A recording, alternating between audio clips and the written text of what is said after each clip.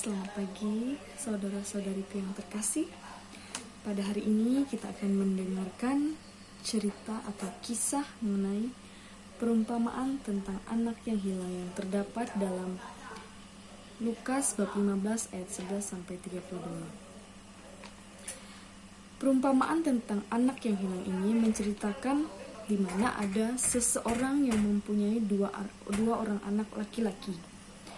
Dan ia membagi hartanya kepada keduanya dengan sama rata. Si bungsu hidup dengan berpoya-poya terhadap harta bagiannya, hingga akhirnya hartanya itu habis berkenaan dengan bencana kelaparan di negeri itu. Sampai akhirnya si bungsu memutuskan bekerja kepada seorang majikan, dan ia menjaga babi majikannya itu. Namun ketika ia lapar, ampas makanan babi pun tak dapat diberikan padanya. Hingga akhirnya si bungsu sadar terhadap orang upah-upahan bapaknya yang berlimpah makanannya. Ia pun bangkit dan pergi kepada bapaknya. Tetapi ia pergi bukan untuk disebut sebagai anak, melainkan ia datang untuk menjadi upahan bapaknya. Sebab ia merasa ia sudah tak layak dianggap sebagai seorang anak. Namun ketika ia datang dan memohon kepada bapaknya, bapaknya dengan segera merangkul dan menciumnya, dan bapaknya mengadakan pesta yang besar, memberikan jubah terbaik dan perhiasan yang paling terbaik kepada si bungsu. Bapaknya berkata kepada hamba-hambanya bahwa haruslah mereka bersuka cita pada hari itu, sebab anaknya yang telah mati menjadi hidup kembali, dan yang hilang didapat kembali.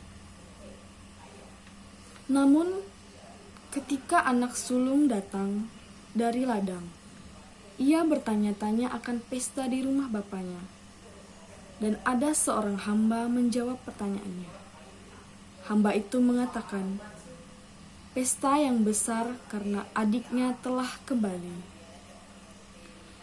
Si sulung sangat marah dan tidak terima, sebab ia adalah anak yang setia kepada bapaknya.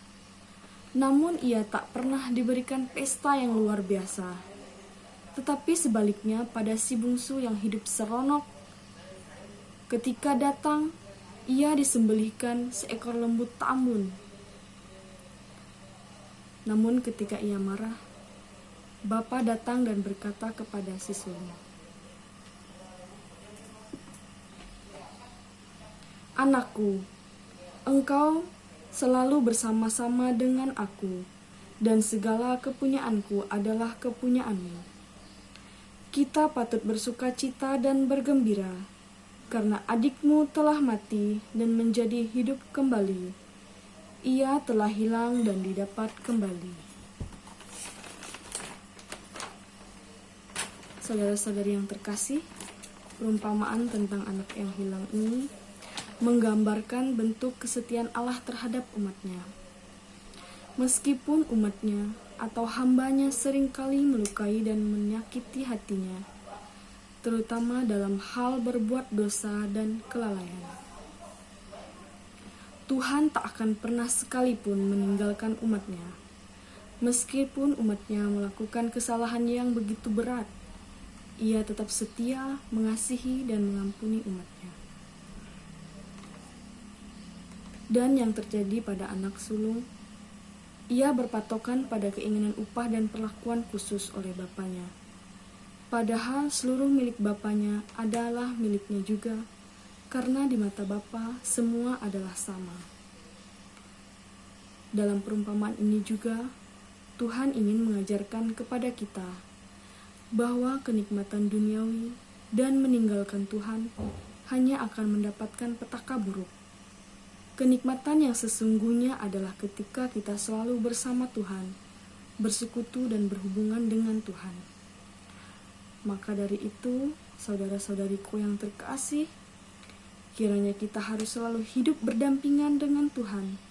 Kita harus mengesampingkan rasa iri dan dengki, dan selalu ingat untuk memohon ampun dan bertobat kepadanya.